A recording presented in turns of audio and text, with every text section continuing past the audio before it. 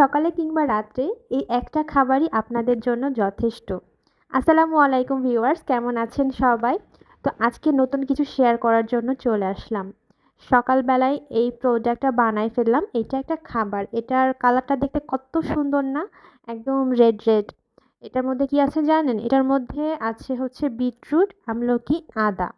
হ্যাঁ, আদাটা একদমই অল্প পরিমাণে, আর বিটরুট আর আমলকি আছে পর্যাপ্ত পরিমাণে। তো ওইটা আমি মিক্সড করে নিয়েছি, মানে ব্লেন্ড করে নিয়েছি আর কি।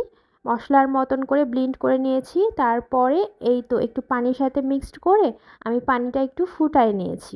মানে ফুটায় না, একটু কুসুম কুসুম গরম করে নিয়েছি।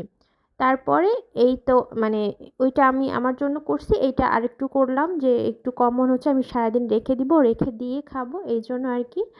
তো ওইটা খাইলে আপনাদের ত্বকও পরিষ্কার থাকবে, এবং যারা আপনারা স্লিম হইতে চাচ্ছেন, পাতলা হইতে চাচ্ছেন কোনো রকম খরচ না করে, তারা কিন্তু এই মানে আইটেমটা খাইতে পারেন, এই রেসিপিটা ফলো করতে পারেন।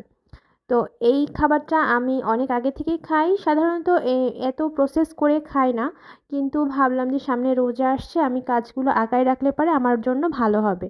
এই জন্য আমি সব কিছু একসাথে করে ব্লেন্ড করে একটা বক্সে করে রেখে দিয়েছি, প্রথমেই দেখাইছি। তো তার সাথে একটা ডিম, এই ছিল আমার সকালের নাস্তা। তো সকালবেলা বা রাত্রেবেলা আপনারা এটা খেতে পারেন।